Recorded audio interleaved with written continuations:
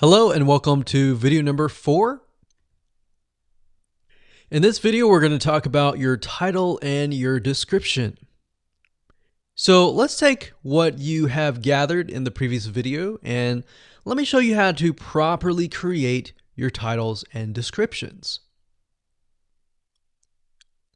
So when it comes to creating titles and descriptions, we simply need to do what we did in the previous videos, which was the competitive research. And as you can see here, we have the videos 1, 2, and 3, the top number 1, number 2, and number 3. And of course, we have the main keywords. So we have this main keyword here. So that's definitely going to be in the title.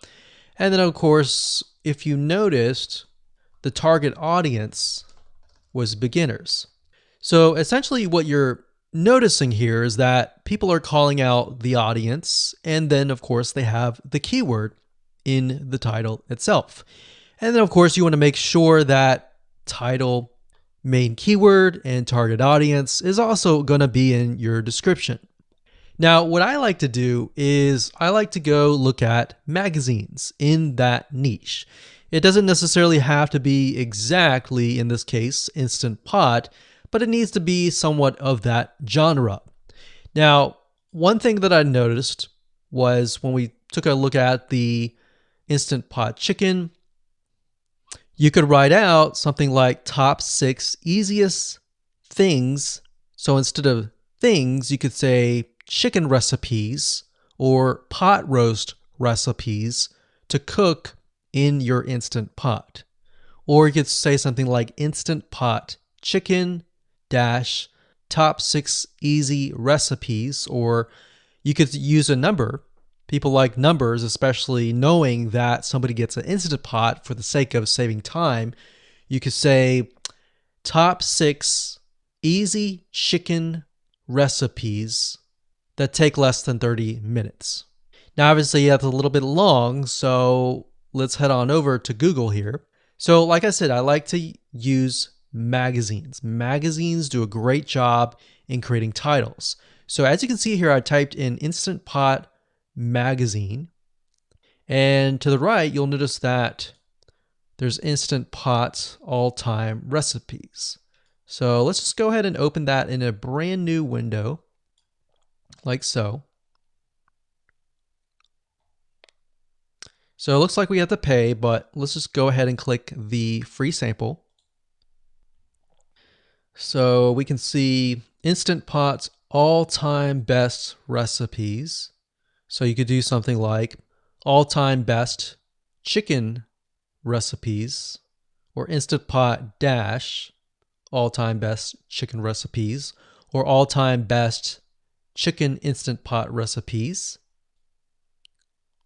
So obviously here we're not going to copy word for word because that's plagiarism, but we're going to use something different. We're going to tweak it around. What we're looking here is for headlines. So let's go back here. So it says Everyday Instant Pot, 115 delicious, family friendly pressure cooker. So we can say Everyday Instant Pot, 6 delicious family pressure cook recipes. So Everyday Instant Pot chicken, as long as the word Instant Pot chicken is in there. So we got 66 Instant Pot recipes that put your pressure cooker to work. So we could say something like 6 Instant Pot chicken recipes that take less than 15 minutes.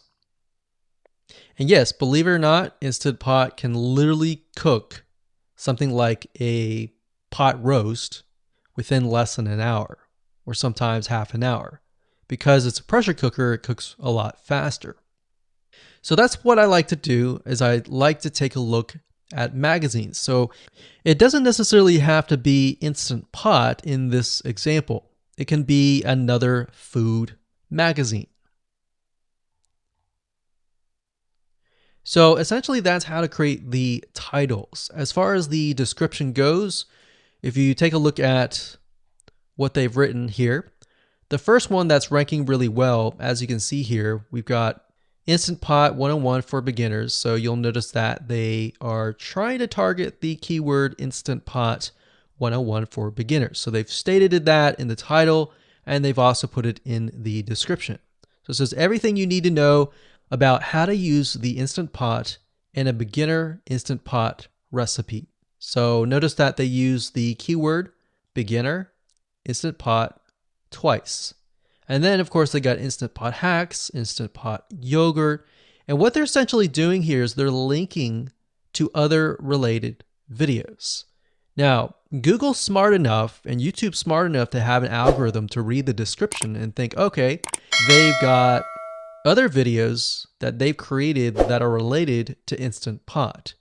This video must be good, or this channel must have a lot of relevant information. So we're going to rank it a little bit higher because it's going to give people what they want to see.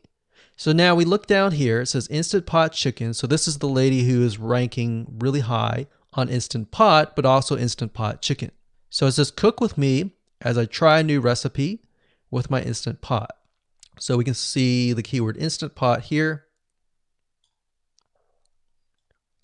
And as you can see, the description is really written for the user, but it contains the keywords that are necessary. So you don't need to write something like Instant Pot Chicken or something that's just a bunch of garbled information. You want to make sure that the title and the description attract people first and foremost, and then embed the keywords within. So the third one, we got top 6 easiest things to cook in your Instant Pot, perfect for beginners.